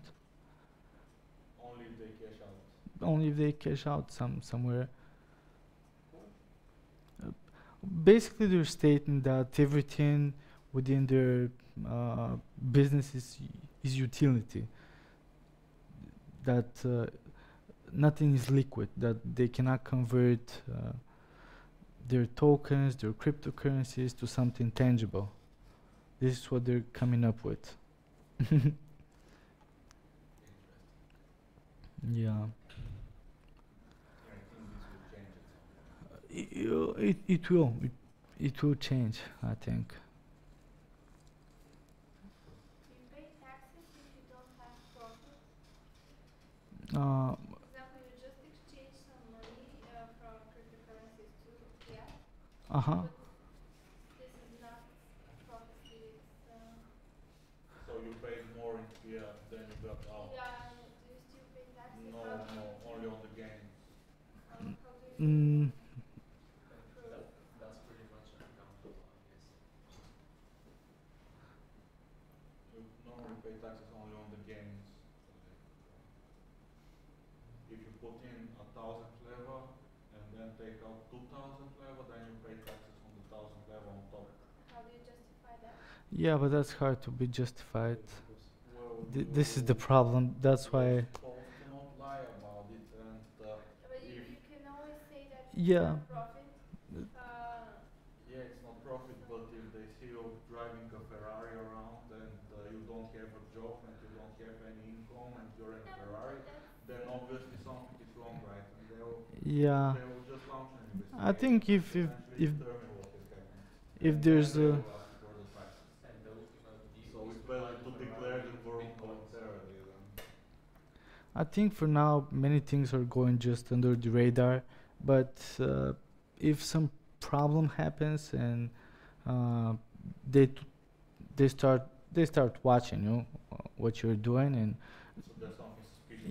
yeah, and they might prove that you're doing something wrong in the court or somewhere. I think in the States you should pay taxes for all the transactions that you make. Cryptocurrency transactions or Crypto to fiat. uh-huh. I'm not sure about all. Ciao. Because there are many exchanges that are you just pay to the company. Many exchanges that you pay to the company, not to the government, that are not government regulated. But they might go after them, after the exchanges first, not after you. I'm not sure we actually have to pay taxes on everything. This doesn't make sense. I mean, this is like VAT, for example, but like he mentioned, for example, you don't pay VAT on cryptocurrency. If you want to buy cryptocurrency, you pay tax. You know, if you want to buy cryptocurrency, you pay tax. Currency, if you want to buy, you pay tax, of course. Really? Yes. You cannot buy cryptocurrency without tax. You know, if you Oh, buy it on bus, Yeah, but the tax you pay is only to the exchange. yeah, they'll exchange it. Yeah. So they mean Yeah, taxes but like penalty. taxes. Uh-huh. Yeah. But the question is whether They actually do pay taxes. Oh, those are- Taxes, but right? those are not like taxes, those are fees. Also in Bulgaria is like the forex or stock trading. But you pay taxes only on Only your on- gains, right? Yeah, Not gains. on just the average transaction. Mm-hmm. Yeah. Yeah, but they don't know how much you invest. You know, you must prove this. Exactly. You're supposed, No, you're uh, supposed to at- declare it. At this point, I don't think you pay taxes. You just pay fees for conversion. Crypto millionaires, you know, I don't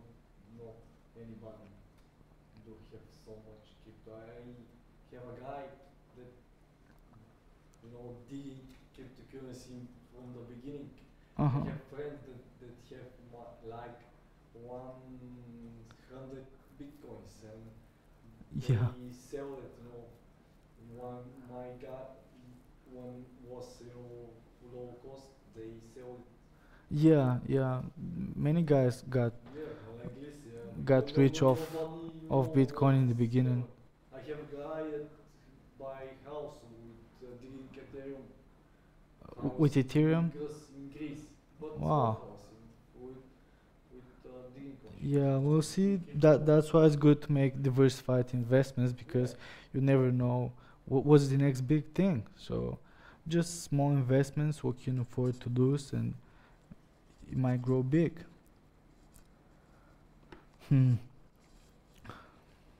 Okay,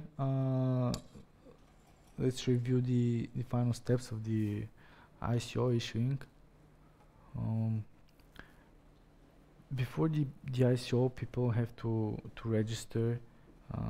You should have a landing page for that. Should make a registering tutorial, tutorial for purchasing tokens. The whole team should be 24/7 on the days before the ICO launches. Now, on the day of the ICO, it's very critical to watch out for hackers.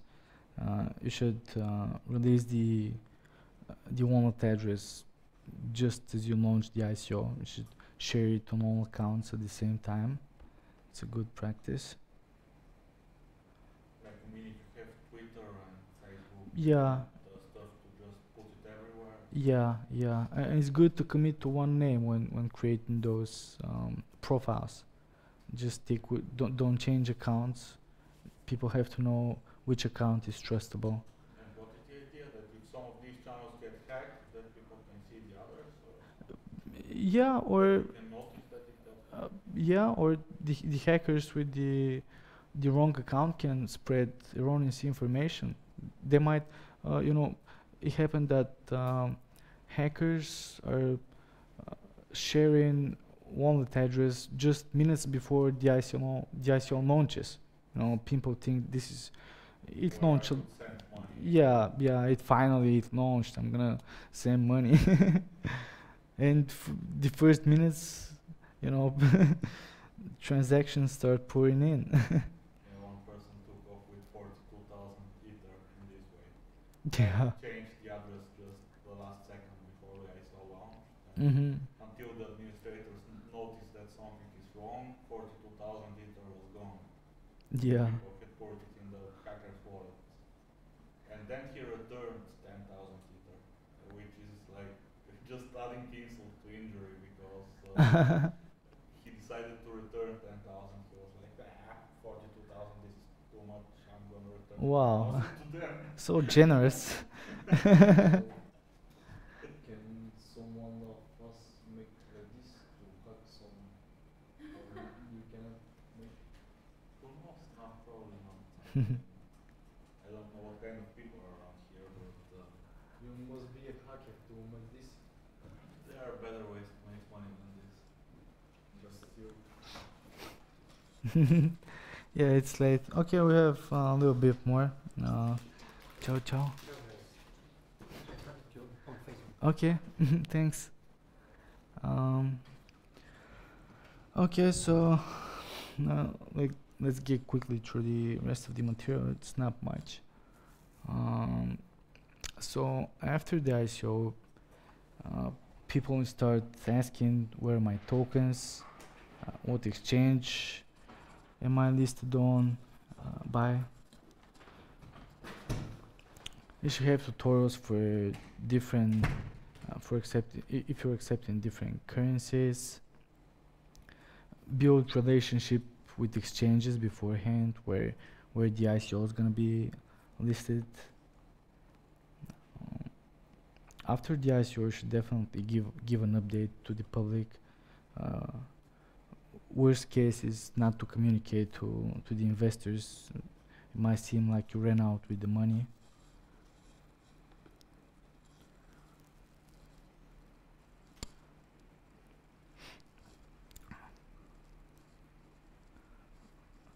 it's an interesting fact that more of the 50% of the ICOs are just dead within the 4 months after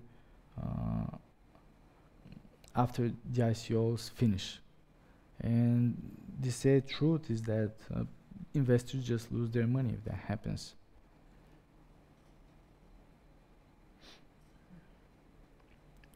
What's also popular,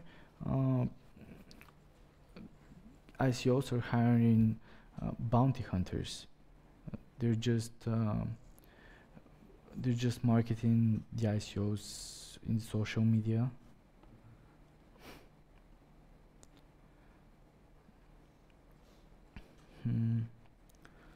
Bounty hunters, like, what do you mean by that? A bounty hunter? People who look for security issues, or? Oh, that's a bug hunter. That's also popular. You might set up that, you know, offer some tokens if somebody finds a bug in your code.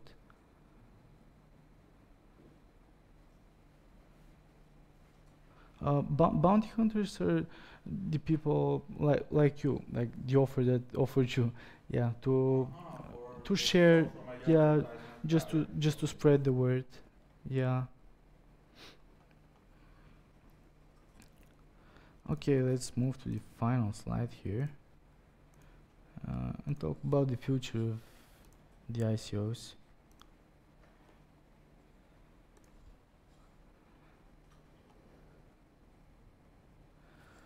So up to this point, we know that ICOs relatively new, but they're not enough success, nothing but success. I mean, lots of successful ICOs.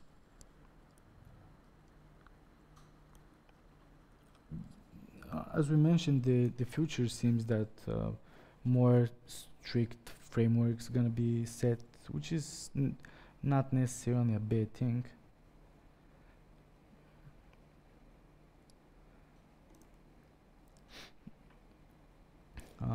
Let me just find a video that I wanted to play to you. I want to ask you, do you have your own research for some good ICOs to invest? Or research for those ICOs who people can invest their money? No, I haven't done such research. I'm not planning in the coming months to invest in ICOs. I looked up in one Bulgarian ICO. It's called Open Source University, but I just barely looked at it. I thought to invest in it because I like the idea. You know, the idea is that you're having some global certifications that are gonna be approved. You know, everything, all your courses that you're gonna have, yeah, they're on the blockchain, all the marks that you've got, because now we're having a problem with international diplomas, you know.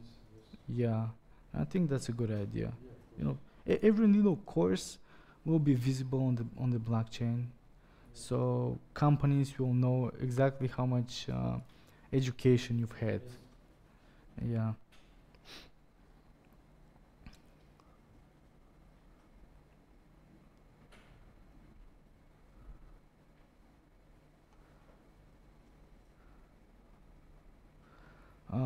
And there's another social value that ICOs have.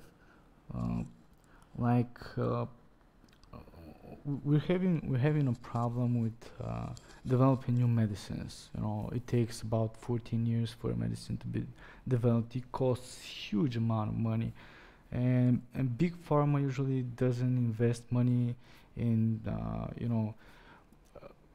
in looking for new drugs that are treating diseases treating rare diseases, you know. And with ICOs like that, you can directly tap into the patients. The patients will be the investors, and hence the new drug might be developed. That's a new way of funding that's allowing that. And just a second, I want to find a video.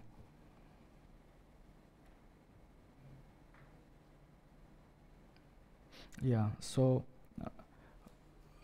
what's coming just around the corner is something that um, it's called STO. It's basically securities token offerings, not coin token offerings. It's a little bit the main idea that it's going to be registered with SEC. It's going to be treated differently. I'm going to play that video and you're going to know what I'm talking about after that. I'm a big believer that eventually asset-based coins will replace small cap stocks.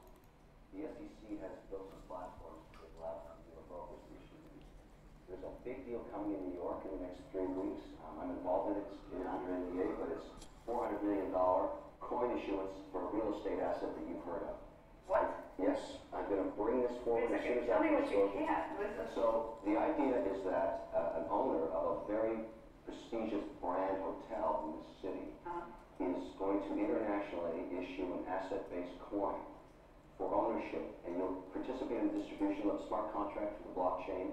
You will be an owner of a third of this hotel. Wow. If this works, it's going to be the first of its kind. I'm very excited about it. No, it's real assets behind all this. And it's SEC approved. This is the issuance, instead of a stock, a share, it's a coin with a smart contract approved by the SEC. I'm excited about it. I'm involved in it. I hope it works. But that's very different than Bitcoin. But that's where we're going with this thing. That's where we're going to go with this Coinbase stuff. What is it, just a more securitized way of doing this? It's completely liquid, completely transparent, and the smart contract gives you ownership in perpetuity. You can sell the coin to somebody. The blockchain smart contract discloses. This really puts on its head the notion of going public. I mean, instead of going public on the New York Stock Exchange or here at the NASDAQ, for instance, you could do this, right? Cut out the investment bankers potentially or limit their fees. And you're giving investors assets as opposed to an ICO, initial coin offering, in which there may not be anything there. It's more like a donation to the company. Sure, and the issuer is thinking instead of paying 5% to 7% commission, they may get millions of people buying $20 and $50 worth of this asset. So the cost of the issuance is very low, if it works. So, you know, I'm excited, but let's wait and see. If it works, you're going to see tremors across Wall Street, because that's going to disrupt. It's 400 million. It's a big number. It's enough to me. That's not a huge number on Wall Street, but it's enough to say this works. Can we book you right now? I will come back, and I will be, I just, you know, I'm really excited about it. I've been working on it now for 2 months. Yeah. And Well, the details that you give us right now are already exciting enough. They're exciting, and I think there's a lot of others looking at this. The key is to go to the regulator and say, I want to work with you. I don't want to tear the world apart. I want to be regulated. I want to do this by the rules. You know, I've done so many of these crypto conferences where people are, you know, anarchists. I want to destroy government and all that stuff. I don't want to destroy the government. I want to make money. How much money is this going to raise? It'll be the issuance. The market cap's 400 million. So it's going to be one of the biggest It will be the biggest initial offerings to date. If it works. Yeah. You said it's SEC approved. SEC I approved. mean, the difference is that the SECs are against ICOs, which don't have assets behind it, but because this is securitized, And there's a perspective. they are behind it. Yeah, exactly. And they'll give the marketing materials just like any other All offering. aligned with a smart contract and ownership to an asset-based coin. I'm very sorry. Hey there, thanks for checking out CNBC on YouTube. Be sure to subscribe. Oh. So that's basically where we're going with this one. And I think it's a good thing for those coin offerings to be regulated, you know, because with all the scammers now, you can't trust it. Government doesn't help you, so it's not necessarily a bad thing. And we're talking about real assets here behind those coins. They're liquid. You can sell it, you know. Once you have those coins, you can sell it for everything, basically. You can convert it to everything. So that's basically it, guys. Thank you for coming. I hope to see you next time. You're welcome.